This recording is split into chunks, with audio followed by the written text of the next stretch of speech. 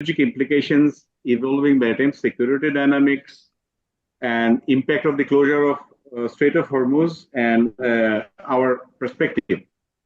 I want to begin with number one, strategic implications, as I understand as a student of military history and almost 4 decades in uniform. That is the dilution of legal and moral rules. Here I want to mention about the adherence to the core principles of jus ad bellum, the justification to go to war, and jus in bello, rules during war, which are shattered by this aggression, by any means giving a dam to the rule-based order and the international and customary and humanitarian all laws altogether. So that is point number one.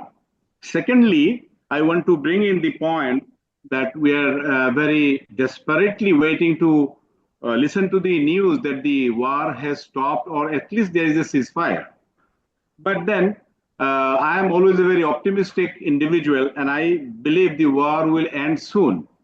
And what is the reason I am saying so? With due regards to the mediation of Pakistan and all our friendly countries.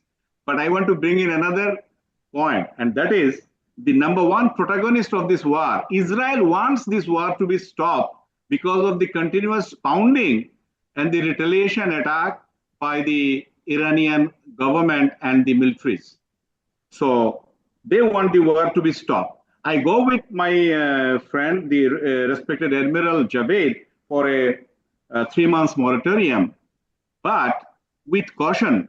My humble suggestions would be to add one small sentence that this 3 months moratorium of ceasefire should not be given as a strategic pause for Israel to recover and recuperate. And again, after 90 days, on the very first minutes, 1 minute past after the 90 days, that they should start again bombing Iran.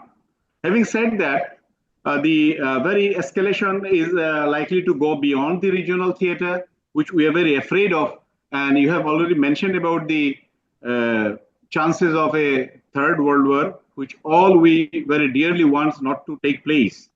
But then, as I have started with this jus ad bellum and jus in bello, the laws of armed conflict, and also the armed conflict as regards to the San Remo manual for the prosecution of war at sea.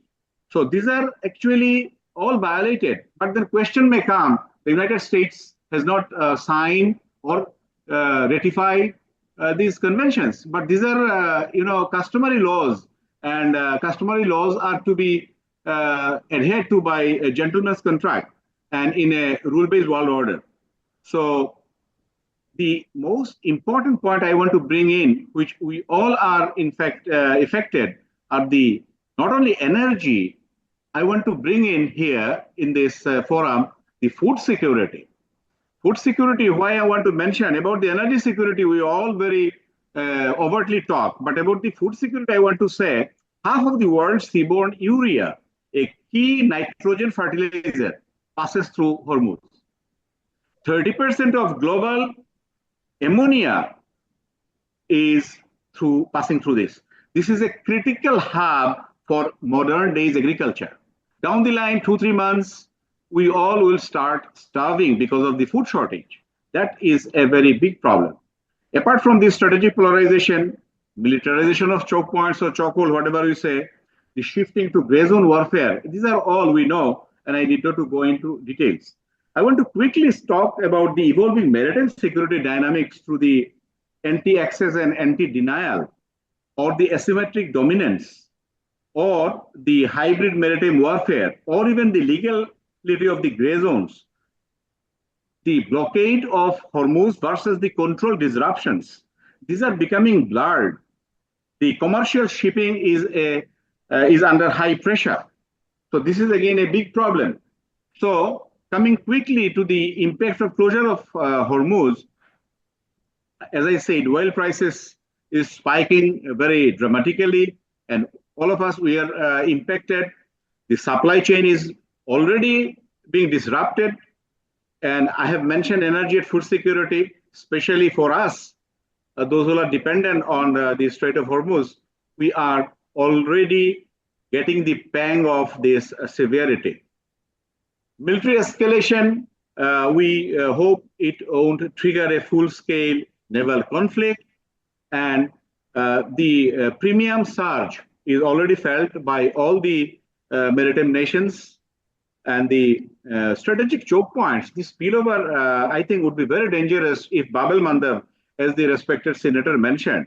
And I want to also mention Bab el-Mandeb, in addition to the Hormuz and also the Malacca Strait. These are very vital shipping lanes for us and our friendly countries.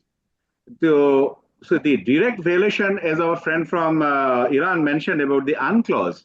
So I go with him, but then there are also separate clauses, rules in UNCLOS for transit passages through the straits. So that is also need to be noted and acted upon. Bangladesh's perspective is very clear. Friendship to all, malice to none is our foreign policy dictum. We want the wars to be stopped. And again, I congratulate Pakistan to mediating this. But then, I'm not a representative of the government. This is my personal understanding. But then, all of us would love to fall back to rule-based world order. We need to return to the legalities, the jus ad bellum, the jus in bello, and also the United Nations Convention on Law of the Sea, the third one. Finally, I would like to say that control of choke points like Hormuz is no longer about blocking ships. It is about shaping risks, perception, and cost. In other words, challenging the globalized world and inviting starvation for all of us.